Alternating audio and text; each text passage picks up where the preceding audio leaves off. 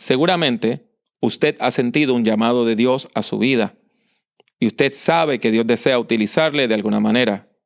Sin embargo, usted se pregunta, ¿por qué a mí? Porque Dios desea usarme a mí.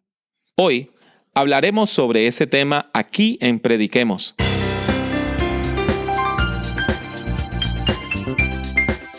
Les habla Pablo Jiménez, exhortándole a que prediquemos. Le doy la bienvenida a este podcast dedicado a la predicación, el liderazgo y la teología pastoral. Esperamos que el tema que tenemos para el día de hoy sea de gran edificación a su vida. Yo no me crié en la iglesia, no tuve la dicha que han tenido otras personas como su pastor de crecer en un hogar cristiano. No fue hasta los 15 años que visité una iglesia por primera vez por voluntad propia. Había ido antes obligado, pero la primera vez que yo fui sin que nadie me obligara a ir a la iglesia, ya yo tenía unos 15 años. Y llegué a la iglesia en crisis después de una serie de pérdidas familiares. Y le voy a decir que como una persona no creyente, sin tradición religiosa, cuando llegué a la iglesia, encontré a la iglesia un lugar muy extraño, muy difícil, muy extraño. A la verdad que yo no entendía la mayor parte de las cosas que la gente decía, porque como yo no tenía ningún trasfondo religioso y no había leído la Biblia, pues no entendía ni las historias de las cuales hablaban, ni los personajes bíblicos, ni la jerga evangélica. Usted sabe, la forma que tenemos los evangélicos de hablar, eso yo no lo entendía. Cuando hablaban de Daniel, de Esther, de Nicodemo, yo miraba para el lado a ver si eran gente que estaban sentados por allí, porque yo no sabía quiénes eran. La primera vez que alguien me mencionó a Nabucodonosor, yo decía, pobrecito, lo mataron con ese nombre. Y cuando me di cuenta que estaba en la Biblia y lo traté de leer, no pude. Y cuando la gente hablaba de los textos legales de la Biblia, yo no sabía qué era eso, ni los proféticos, ni las epístolas tampoco. No entendía por qué la gente me llamaba hermano, porque yo no era hermano de ellos. Yo no entendía por qué al pastor le decían reverendo. Y no entendía lo que cantaba el coro, porque por la forma como ponían la boca y por la forma como enunciaban, yo no entendía lo que decían y mucho menos entendían por qué con el calor que hacía en la iglesia, que no tenía aire acondicionado, se ponían togas. Yo solamente sabía que había experimentado el amor de Dios y que por el amor de Dios había podido superar una serie de crisis personales de una manera que verdaderamente era sobrenatural. Pero no me pida que explique qué era lo que me pasó o qué me estaba pasando, porque yo no lo entendía. Esto llegó a un punto crítico al mes y medio de yo estar bautizado. Al yo llegar a la iglesia un día, la presidenta de los jóvenes me pide que predique en la reunión de los jóvenes un miércoles por la noche. Y claro está, yo le digo, yo no soy predicador, yo no puedo. Pero ella no aceptó mi rechazo, sino que me dijo, ora. Y después de orar, me da una respuesta definitiva. Orar, eso era otro problema. Porque hasta hace unos 10 meses antes de ese momento, yo no creía en Dios. Entonces todavía la idea de orar a mí me parecía algo extraño. Era como hablarle al aire sin esperar respuesta. Y entonces los evangélicos todos lo resolvían diciendo ora, ora, ora, ora. Y yo no entendía mucho qué era eso. Entonces, con ayuda de una hermana que se convirtió en una mentora espiritual, pues oré. Y le pedí al Señor. Y ella me animó a aceptar la invitación. Hazlo. Donde te inviten, ve. Y con sentimientos encontrados, pues me puse a hacer un bosquejo de sermón. Yo no había nunca estudiado nada de lo que después me di cuenta que se llamaba la homilética, ¿verdad?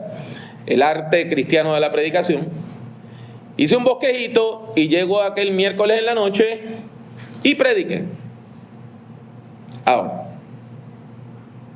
cuando comencé a predicar, me di cuenta de cuál era la dinámica de la predicación.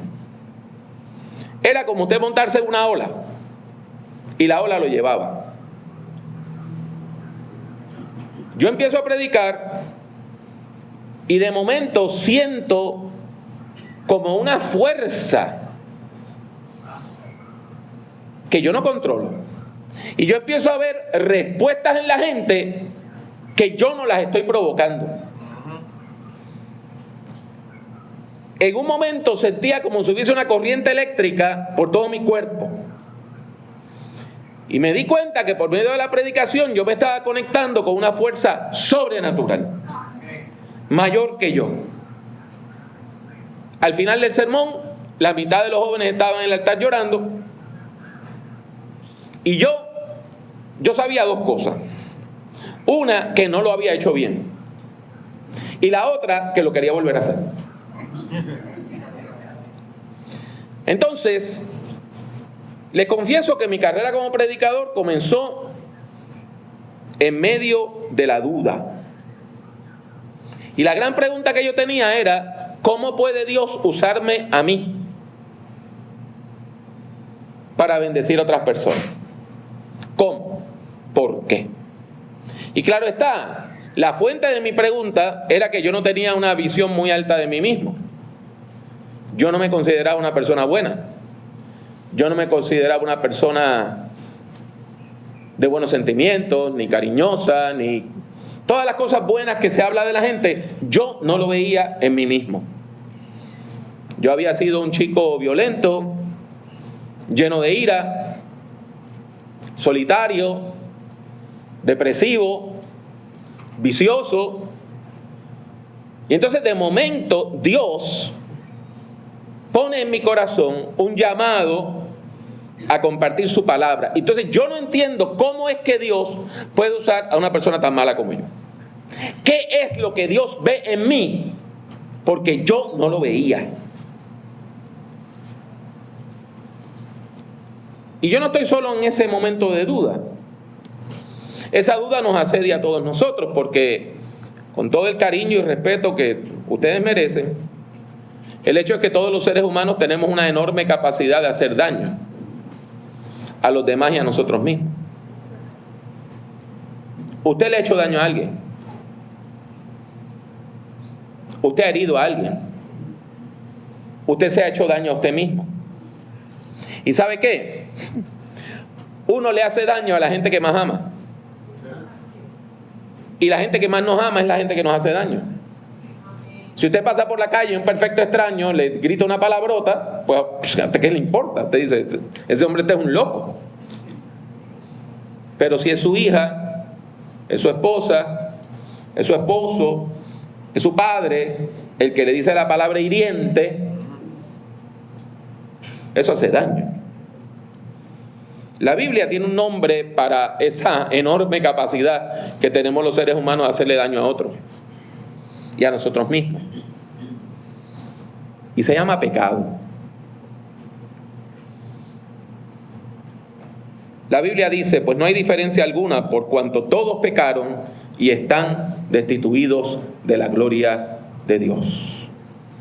Eso está en un documento de la Biblia, del Nuevo Testamento, la segunda parte de la Biblia, escrito por un hombre llamado Pablo, a quien conocemos por su título como el apóstol Pablo, capítulo 3. Y yo sé que esta aseveración suena demasiado dura a nuestros oídos hoy. Sobre todo la generación del milenio, la generación de mis hijos, no quiere escuchar a nadie diciéndole tú eres un pecador o una pecadora. Y rápido piensan, okay, ya llegamos de nuevo, la iglesia con su santurronería, la iglesia acusando, la iglesia diciendo que son mejores que los otros. Pero el hecho es que no hay una sola persona en este mundo que no le haya hecho daño a otra. Eso es lo que la Biblia quiere decir cuando dice que somos pecadores. No hay una sola persona que no se haya hecho daño a sí misma y a los demás. Es por eso que el apóstol Pablo, escribiendo a la iglesia en Roma, dice que todos los seres humanos hemos pecado y por lo tanto ninguno de nosotros merece la gracia de Dios. Ahora bien, no podemos sacar esa frase de contexto, ¿sabe? Hay que leer todo el párrafo y nos damos cuenta que el párrafo no enfoca en el pecado, sino en la salvación. Permítame leérselo completo. Pero ahora, aparte de la ley, se ha manifestado la justicia de Dios. Y de ello dan testimonio la ley y los profetas. La justicia de Dios por medio de la fe en Jesucristo es para todos los que creen en Él. Pues no hay diferencia alguna, por cuanto todos pecaron y están destituidos de la gloria de Dios, pero son justificados gratuitamente por su gracia, mediante la redención que proveyó Cristo Jesús, a quien Dios puso como sacrificio de expiación por medio de la fe en su sangre. Esto lo hizo Dios para manifestar su justicia, pues en su paciencia ha pasado por alto los pecados pasados, para manifestar su justicia en este tiempo, a fin de que Él sea justo y al mismo tiempo el que justifica al que tiene fe en Jesús. ¿Lo notó? El énfasis en la gracia. 5 ideas que hay en este párrafo. Primero, Dios nos declara justos, aunque no lo seamos. Dios nos hace justos, aunque no lo seamos. Y Dios dice que tenemos una relación correcta con Él por medio de Jesucristo. Aunque usted y yo solitas, no podemos hacerlo. Por medio de Jesucristo podemos acceder a tener una relación de justicia con Dios. Segundo, Dios salva a la humanidad de manera gratuita. Es un regalo. Usted no lo tiene que pagar, usted no lo tiene que comprar, porque Dios le regala lo que usted no puede tener de otro modo. Tercero, Jesús nos redimió. ¿Y qué quiere decir eso de redimir? Es una palabra extraña, viene del tiempo donde habían esclavos. Redimir quiere decir cuando usted compraba un esclavo para darle la libertad. Pues Jesucristo, por medio de su sangre, por medio de su muerte, a precio de sangre, nos compró para liberarnos de la esclavitud al pecado y a la maldad. Cuarto, Dios salva a la humanidad. ¿Para qué? Para manifestar su justicia, para manifestar su bondad, para manifestar su misericordia. Dios nos salva por amor a su nombre. Y quinto, Dios trata a la humanidad con paciencia, algo que usted y yo no tenemos, y mucho menos con los nuestros. Dios sabe esperar a que los seres humanos aceptemos su amor. Amén. Y aceptemos la salvación que nos ofrece gratuitamente por medio de la fe en Jesucristo. Este mensaje positivo continúa en el resto de la carta. Por ejemplo, escuchen los primeros versículos del capítulo 5. Y si lo tiene por ahí en su Biblia, Romanos 5, lo puede seguir. Mire cómo comienza. Así pues, justificados por la fe, tenemos paz con Dios por medio de nuestro Señor Jesucristo. Vamos a volver a leer eso. Escúchelo una vez más. Justificados por la fe, tenemos ¿qué? Paz con Dios por medio de nuestro Señor Jesucristo, por quien también tenemos acceso por la fe. Acceso a esta gracia en la cual estamos firmes y nos regocijamos en la esperanza de la gloria de Dios. Y no solo esto, sino que también nos regocijamos en los sufrimientos, porque sabemos que los sufrimientos producen resistencia, y la resistencia produce un carácter aprobado, y el carácter aprobado produce esperanza, y esta esperanza no nos defrauda. ¿Por qué? Porque Dios ha derramado su amor en nuestro corazón por el Espíritu Santo que nos ha dado. Amén. Gloria a Dios. Este pasaje bíblico a mí siempre me llamó la atención. Y mucho más cuando llego a la universidad y yo estudié idioma. Y uno de los idiomas que estudié en la universidad, después en el seminario, fue griego. El Nuevo Testamento fue escrito en ese idioma. No griego moderno, yo no hablo griego moderno, griego antiguo. Y la palabra paz, en griego se dice eirene. Así que si usted conoce a alguna mujer que se llama Irene, se llama paz. Y en griego, eirene quiere decir que terminó una pelea, que acabó un conflicto, que acabó una lucha, que una guerra ha terminado. Con eso en el corazón, vamos a volver a traer esa frase de Romanos 5:1. Justificados pues por la fe, la guerra que teníamos con Dios se acabó. Gloria a Dios. La pelea que teníamos con Dios se acabó. Amén. La lucha que teníamos con Dios se acabó. Pero no solamente con Dios, porque yo le dije que el pecado no es solamente una lucha con Dios. Pecado es la capacidad que tenemos de herir a los demás y a nosotros mismos. Pues cuando usted acepta el regalo de la salvación, usted alcanza paz con Dios, con los demás y con usted mismo.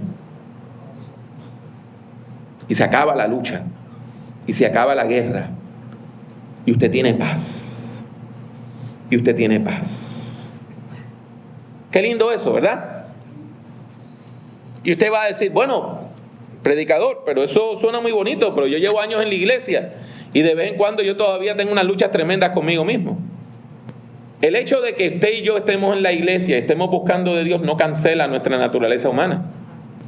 Todos los seres humanos luchamos todos los días por la fe, por tener salud. Luchamos contra la duda, contra la desesperanza. Todos los días tenemos problemas. Todos los días tenemos problemas. En su casa todas las semanas algo se va a dañar. Usted va a recibir malas noticias todas las semanas. La vida continúa y la vida es dura para todo el mundo, siempre. La idea de que usted va a llegar a la fe y de momento todo va a ser color de rosa por el resto de su vida no es factible. Aún las personas de fe más profunda tienen momentos de duda. ¿No me cree? En esta hermosa epístola, la misma persona que está escribiendo estas lindezas tiene un capítulo donde expresa todas sus dudas. Es el capítulo 7. Le voy a leer un pasaje largo del 14 al 23. Escúchelo para que vea las dudas que el apóstol expresa. Sabemos que la ley es espiritual, pero yo soy un simple ser carnal que he sido vendido como esclavo al pecado. No entiendo qué me pasa, pues no hago lo que quiero, sino lo que aborrezco.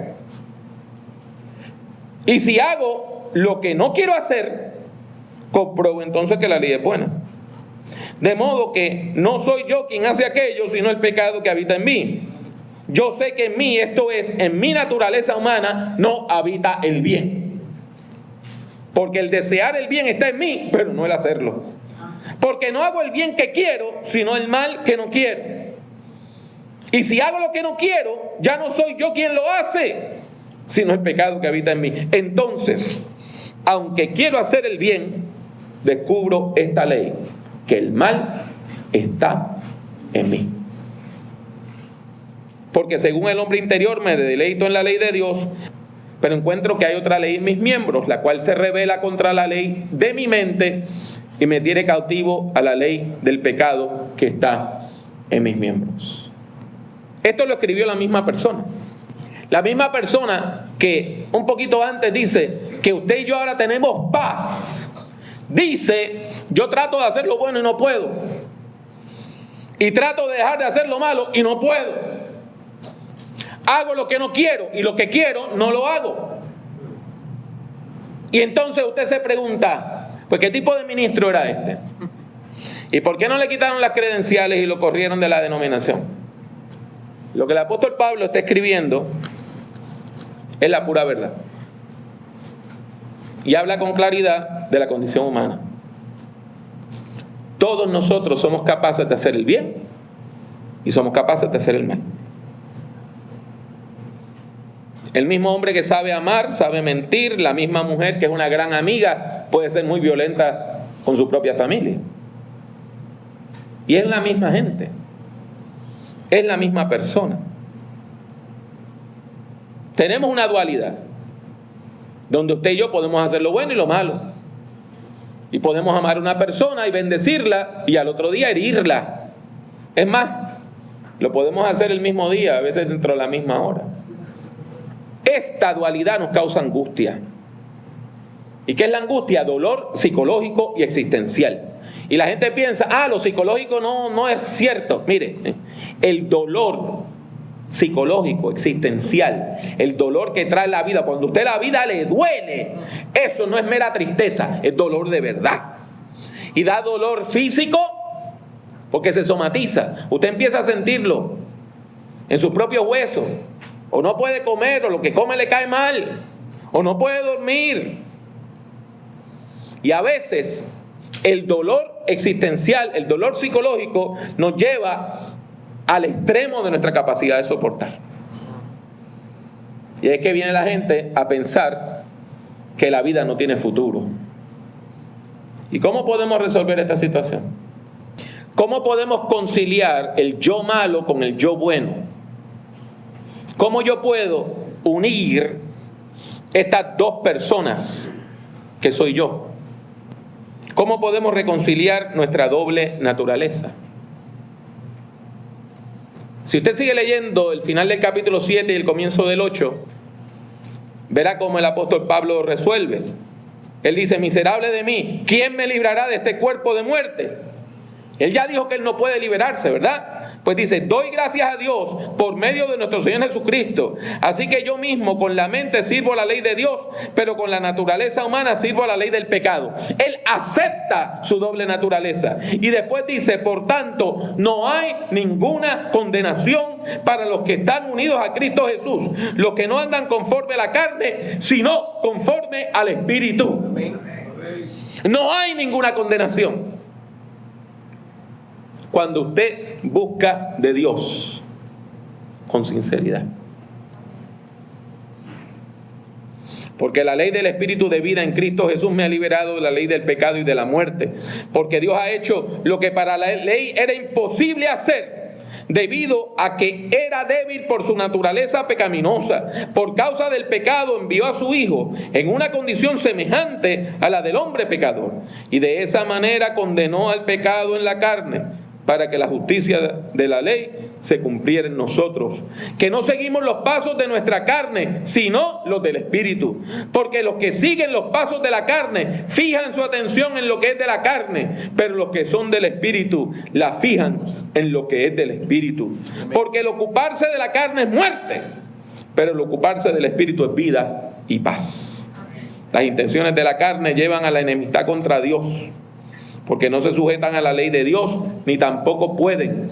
Además, los que viven según la carne no pueden agradar a Dios. ¿Qué quiere decir todo esto?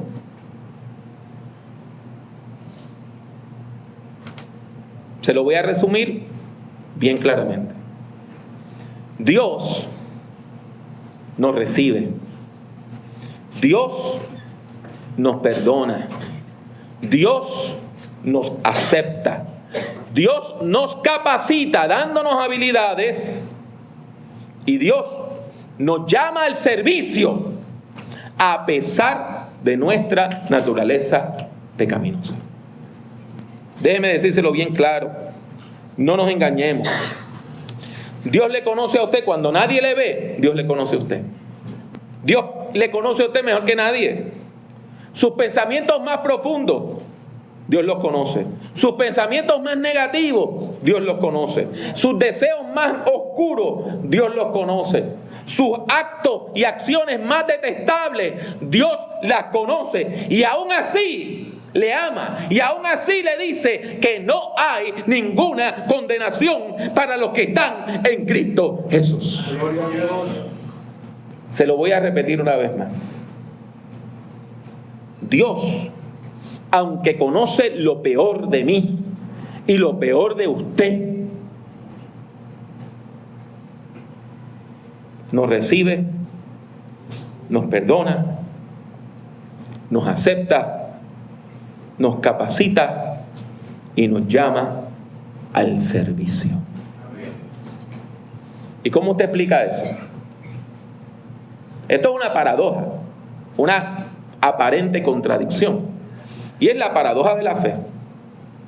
Los seres humanos somos a la misma vez personas justas y personas pecadoras. Martín Lutero, ese hombre que Dios usó para reformar la iglesia, lo dijo en una frase en latín. Y dijo que aquellos que nos acercamos a Cristo Jesús somos simul justus et peccator. A la misma vez somos justos y pecadores. La misma persona. La misma persona. Y el milagro es que el Evangelio se manifiesta en nosotros en medio de esa dinámica espiritual. Dios le usa a usted a pesar de sus defectos. Dios le bendice a usted a pesar de que ni usted ni yo lo merecemos. Dios nos bendice. Aún en su peor hora, Dios no le deja de amar. Amén. Amén. Aún ante el acto más detestable, Dios no deja de bendecirnos. ¿Por qué? Porque Dios es amor. No es que Dios ama, es que Dios es el amor mismo. Y Dios nos manifiesta su enorme amor por medio de Jesucristo. Y eso es lo que nos permite alcanzar la paz. Paz con Dios, quien nos recibe, nos perdona, nos acepta, nos capacita y nos llama al servicio. Paz con los demás, porque entonces podemos comenzar a perdonar como Dios nos ha perdonado a nosotros. Y paz con nosotros mismos, cuando dejamos de luchar contra nosotros mismos y dejamos esta pelea que tenemos en nuestra propia mente de yo en contra de mí y comienzo a aceptar quién soy, aun con todos mis defectos. Si Dios me ama a pesar de mis defectos, entonces yo creo que yo puedo comenzar a amarme a pesar de mis defectos. El mensaje del Evangelio no es escapista. Hay religiones que son escapistas, que le dicen, esto no es la realidad. El mensaje del Evangelio no niega la realidad, al contrario. Comienza con una realidad dura. Usted y yo somos personas pecadoras. Usted y yo sabemos hacer daño a los otros. Usted y yo sabemos hacernos daño a nosotros mismos. Usted y yo no merecemos gracia. Esa es la realidad dura. Y usted y yo hemos hecho cosas muy malas en la vida. El Evangelio no nos dice que eso no pasó. No nos llama al escapismo, al contrario. ¿Qué es lo que nos dice? Que usted tiene que analizar quién es usted, aceptar su realidad y entonces llevarla a los pies de Cristo y redimirla. No tenemos que negar el pasado, solo tenemos que aceptarlo. No tenemos que negar nuestros pecados, lo que tenemos que hacer es confesarlo con arrepentimiento sincero. No tenemos que aparentar tener una vida perfecta, sencillamente saber que somos gente perdonada. Amén. Eso es todo. Gente perdonada. Somos seres humanos. Y usted y yo estamos en el mismo mundo tratando de batallar la misma vida. Entonces, si Dios nos acepta, yo creo que usted puede bajar sus estándares a los estándares de Dios. Porque lo que pasa es que Dios nos acepta y nosotros no nos aceptamos. Dios nos perdona, pero nosotros no nos perdonamos. Dios perdona al otro, pero nosotros no lo perdonamos. Entonces queremos ser más justos que Dios. Tenemos que aceptar que somos la misma persona. Yo a veces tengo pensamientos positivos, a veces tengo pensamientos negativos. No dejo de ser la misma persona. Hay momentos donde yo amo la vida y hay momentos donde he deseado morir, igual que usted. He tratado de bendecir a los demás, pero también le he hecho daño a otras personas, igual que usted. He tenido triunfos, he tenido fracasos, igual que usted. Hay gente que me ama y hay gente que no me soporta. Perdone que se lo diga, igual que usted. Somos la misma persona, una sola persona. Y todas estas contradicciones no niegan, no cancelan que somos la misma persona. Y la misma persona que es amada por Dios. Amada por Dios. Con todas sus contradicciones. Y eso es lo que nos permite tener paz. Paz con Dios. No que somos perfectos. No que la lucha por la vida se va a acabar. Lo que nos permite tener paz con Dios es que Dios nos ama, nos recibe, nos perdona, nos acepta, nos capacita y nos llama para ser instrumentos de bendición, aún con nuestra condición pecaminosa. Quizá usted tiene la misma pregunta que yo tenía hace más de 30 años cuando comencé a predicar. ¿Puede Dios usarnos? ¿Puede Dios usarme a mí? ¿Puede Dios usarle a usted?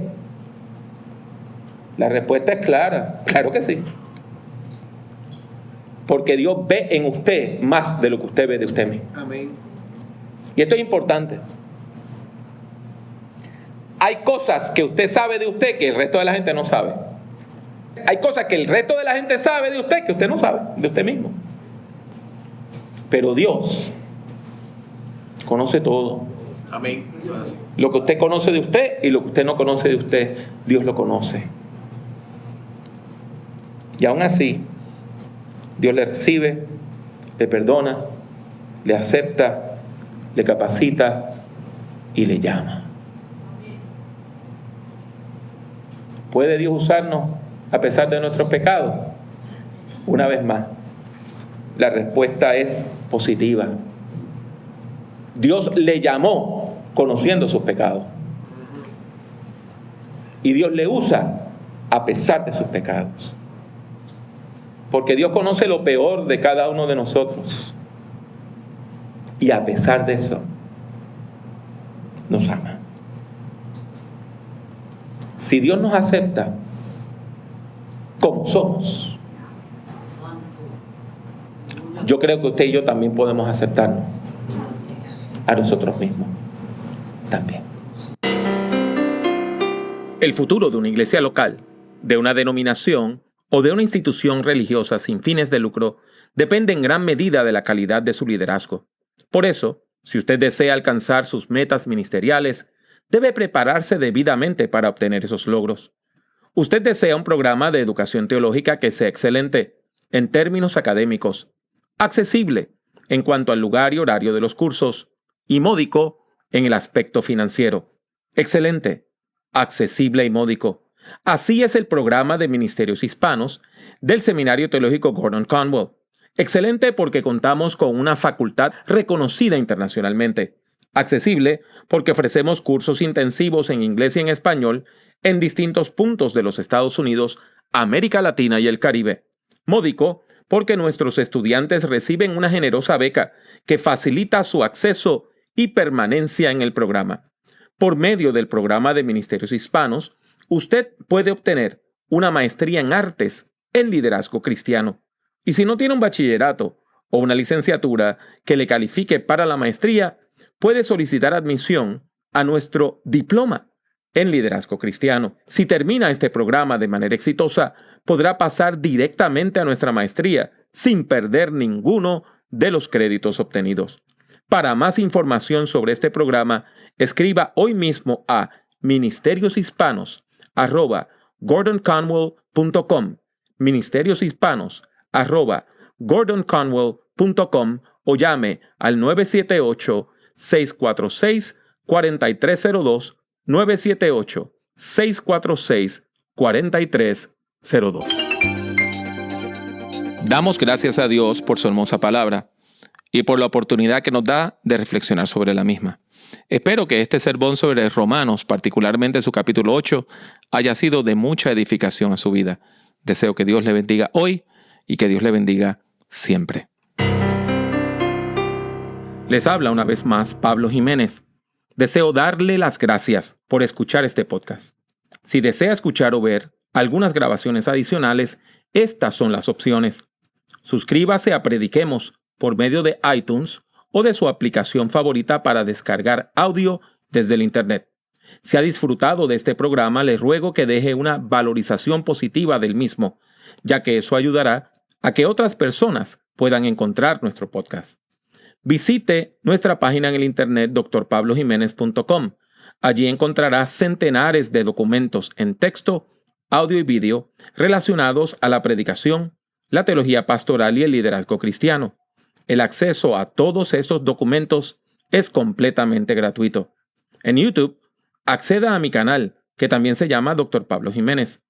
Allí hay más de 800 vídeos de sermones, conferencias y además algo de música cristiana. En las redes sociales me consigue utilizando el mismo nombre, Dr. Pablo Jiménez. En particular, puede encontrarme en Twitter, Facebook, LinkedIn, Tumblr y también en Instagram, entre otras redes. Y si desea comprar algunos de mis libros, tales como Principios de Predicación o Predicación en el siglo XXI, tiene dos opciones. La primera es ir a la sección de libros en mi página drpablojimenez.com. La otra es ir directamente a amazon.com y colocar mi nombre, Pablo Jiménez, en el buscador. Ha sido mi placer tenerle en este podcast. Que Dios le bendiga mucho y que Dios le bendiga siempre.